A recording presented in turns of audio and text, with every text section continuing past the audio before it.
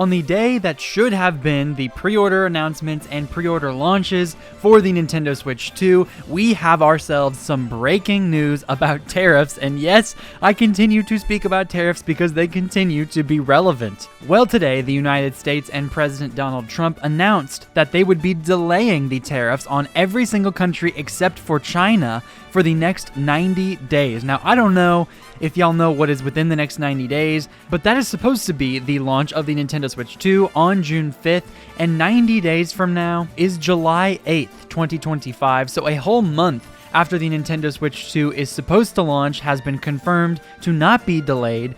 That is when the tariff situation will be at least reassessed. Now, a lot of people have been saying that President Trump has been pushing these tariffs to then get all of the quote-unquote fair share back from a lot of these other countries who have put a ton of tariffs on the United States, and that is why he did this, was just to give negotiating power to the states to then take all of the tariffs off from both countries and hopefully lead back into a free trade market for every single country in which there aren't tariffs, it's just best product wins. But that's not relevant for what we're talking about today. Today, we're talking about why this is important for Nintendo, and this is actually a really, really bad thing for Nintendo and a really good thing for them at the exact same time. Let me dive into that right now. But before that, make sure you like and subscribe, hit the bell, consider joining my membership program to support the channel and get early access to all my videos. And with that, back to this video. So the bad part about this for Nintendo is that they're just going to kind of be in a state of limbo here, as is the rest of the world. They delayed the pre-orders in America and in Canada to then reassess what the impacts of tariffs would be and to reassess what it is they needed to do for the launch of the Switch 2 to then not have to swallow all of those extra costs that tariffs would then enforce on the console.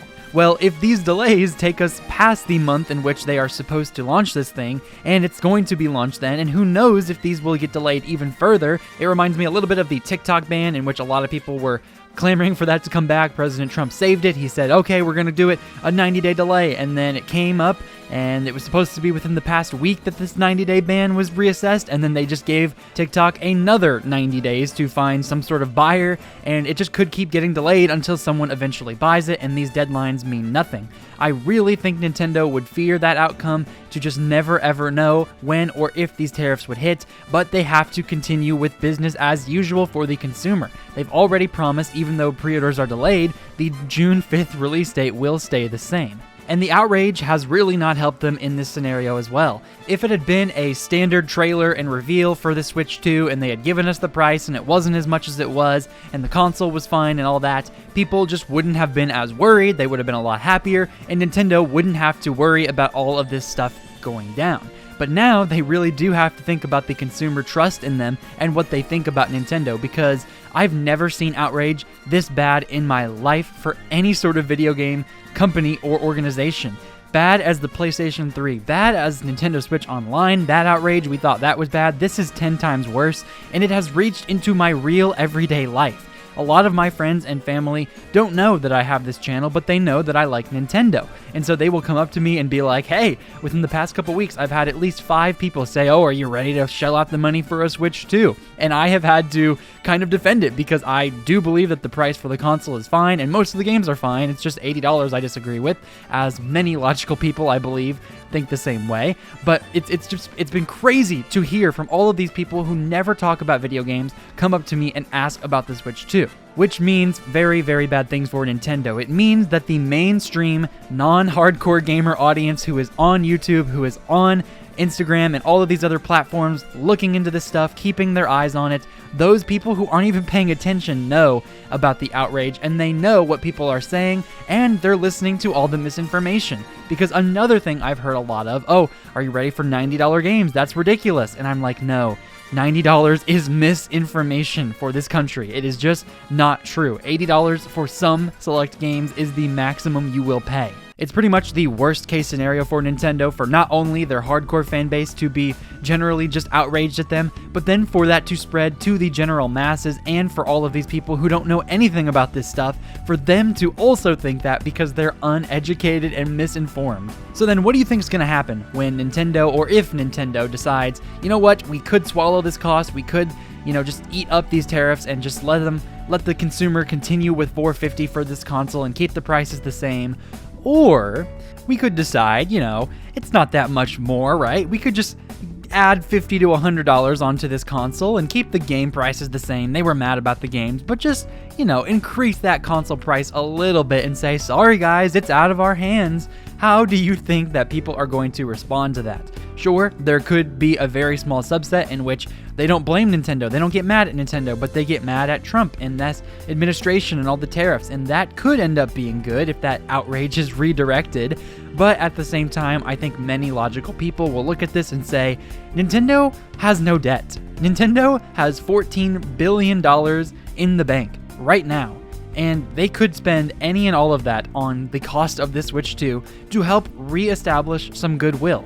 I think a lot of these prices are incredibly reasonable and logical for many of these things, but so many people are outraged and aren't thinking very clearly, in my opinion, and just don't understand how this business really works and how it could end up affecting the consumers moving forward.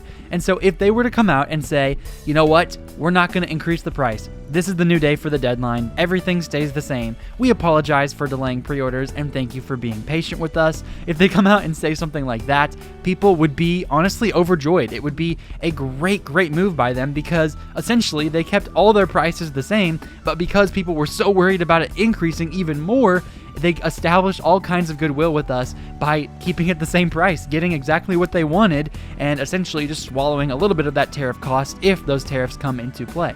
But the big problem here is not with the tariffs and if they actually do happen, it's just we don't know and they don't know. We know exactly what they know, and that is not a whole lot about what this future is going to bring.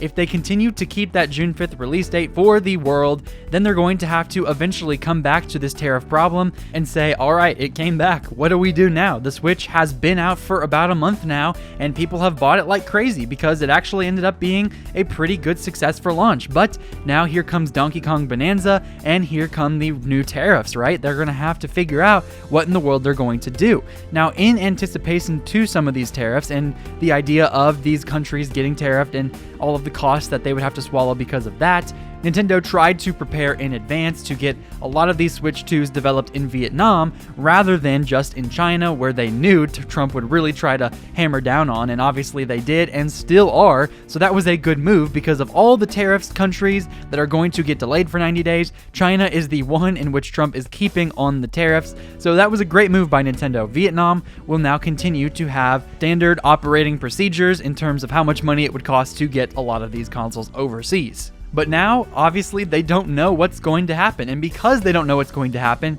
they can't know how that's going to affect the future. Like I said, with Donkey Kong Bonanza coming around in July, and those tariffs being around the same time in which they'll have to revisit that, the United States will, Nintendo is also going to have to reassess what they're going to do. And if they launch this thing at $450 with all these games at $70 and $80, and then they decide later that they're going to increase that price because of tariffs, oh man, will that not be a good look for Nintendo to say, you know what, we're moving forward, we're gonna continue with what the price was, and we're not gonna look back. And then they look back and they really retrace their steps. That would look atrocious on their part in a company that already has so much bad will against them right now. They really need to account for the idea of what the people think of them, because so many PlayStation and Xbox fanboys will always be against them, will always be against these graphics and say they look trash and whatever. And a lot of other people who don't really care, that subset of fans that maybe would have bought it if it was like a big goodwill push and people were like, man, this thing's awesome, you got to get yourself a Switch 2. And they were like, oh, I guess I kind of do, right? The most people that you would come into contact with these days probably also are going to get that negative connotation surrounding it if they see those tariffs impacting the price. So all of that was the bad. That is how negatively this could impact the Nintendo Switch 2 here. But let's talk a little bit more about the good side of what these delays mean. And hopefully these delays mean some very great things for Nintendo moving forward and just countries around the world. The intro I said about all the other countries dropping their tariffs and this whole thing just being a big Trump negotiation market could very well be true, and that would be a fantastic outcome for all countries and Nintendo involved, because if there are no tariffs and all the prices end up going down, that is phenomenal. there is a very decent chance in which all of these other countries decide we're going to drop our tariffs, US, you drop your tariffs, and there are just none, no more anymore for the United States or for these other countries, and no one has to worry about it, and Nintendo can develop and just continue forward with what their initial price was. And that leads me to another good point, is that sure, there is a lot of uncertainty there, and that is pretty bad for them to not know before they launch what's going to happen, but at least now they can confidently say we can get a lot of these things overseas right now. We can try to produce more and more and just get as much as we can around the globe as possible, and then worry about the tariffs later. We can have a solid launch, a phenomenal launch in which we keep the prices all the same, we continue to get goodwill out there, we get reviewers out there, and then we just have a normal launch and we don't have to worry about all of these other politics. I honestly anticipate Nintendo will come out very soon and say, hey, you know what, pre-orders are this date. It might even be as soon as next week if they decide not to worry about these delays anymore, because I highly doubt we're going to get any more information about this moving forward. I really do think they're going to table these tariffs for the next 90 days and then we just don't hear much about it.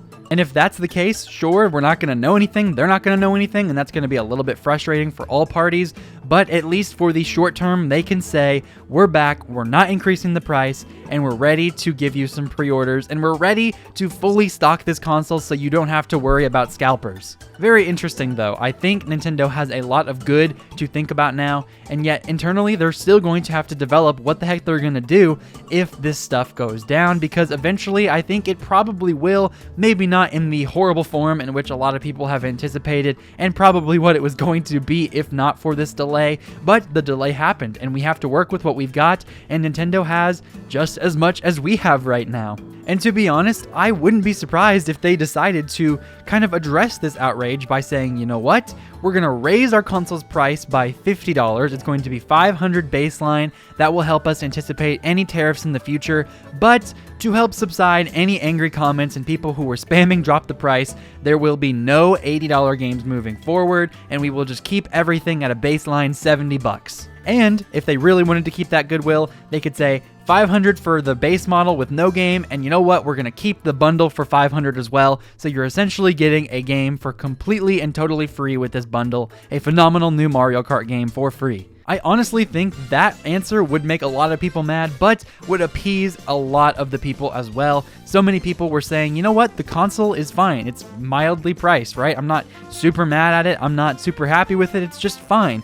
The games, $70, are also just kind of okay. The $80 is where I dropped the line. So if they came out and said, we're going to do a $50 buffer for these tariffs with the console, drop the price of the games to help establish some more goodwill, and then boom, the bundle is also a great deal, I think that would help solve everything. And you just know Nintendo is dying to increase the price of this console just a little bit more. Sure, they were trying to keep themselves competitive, and this would essentially market them as another console right next to Xbox and PlayStation, because both those consoles are priced at $500 for the top of the market stuff. Obviously, this isn't top of the market hardware, it's very, very close to it, but those consoles are a little bit better, especially if we're considering something like the PlayStation 5 Pro, but at least the PlayStation 5 Pro is a lot more expensive, and we can't directly compare it to that. This console is also hybrid, which is a very different thing from what Xbox has going, even though they claim everything's an Xbox, right? But the PlayStation is not. They have the Portal, and that is only you can play it at home. It's kind of like a Wii U model, so many people are going to want to judge them if they do this, and the price will be crazy, but it'll be a very interesting conversation for sure, and I think that could be a very likely outcome as well. So to wrap up this video, I want to give what I think Nintendo is going to do here, my thoughts and ideas. I really do think Nintendo will keep the course. They will not increase any of these prices right now, they will do nothing about it, and they will give us a new date for the pre-orders coming within the next week or two. Assuming that we hear no other tariff talk and no other talk of any of this stuff that could help increase the price for Nintendo, they are just going to go back to what they were going to do, keep that June 5th launch date, and just reestablish some goodwill through that. I think a lot of people will still be upset, but they'll be happy Nintendo didn't raise any of the prices, even if they're still a little upset with Mario Kart World. I think the Direct coming next week, the Mario Kart World Direct, will help a lot of the people who have been advocating for this game's price really get a lot more fuel for that fire. This game is going to be amazing. I already know it is, and I don't think $80 is a good price point. I'm not happy with it, but I do understand why they think it's worth it, and I am going to be excited to see how they're going to try to convince us it is, because now, whether they like it or not, this Direct has a lot on its shoulders in terms of convincing us of this price. Not even to mention all of the Mario Kart World open world stuff with the free roaming mode, and a lot of people have just said it looks boring and bland and there's nothing to do. They have a lot more under their hood, I think. I think they have a lot under their sleeve. There's going to be more. They're going to show us, so don't worry. They're going to show us why they think it's worth it, and it's going to be pretty good. Some people will think it isn't, some people will think it is, and we'll move on with our lives. But at the end of the day, I think this will just have been a little bit of a scare that didn't end up amounting to much of anything. They will continue with business as usual, and they will hopefully announce a pre-order date soon, and I will keep you updated on all of that moving forward. So make sure you like and subscribe to today's video and click the notification bell to know exactly when those videos come up to stay totally informed. Like I said earlier, consider joining my membership program if you want to support me and the channel and get early access to videos, Discord servers, badges next to your name, etc. Click on the left side of the screen if you want to see my somewhat insane video talking about how I actually defend a lot of Nintendo's pricing here, and click on the right side of the screen to see Pauline in Donkey Kong Bonanza and what that could potentially mean.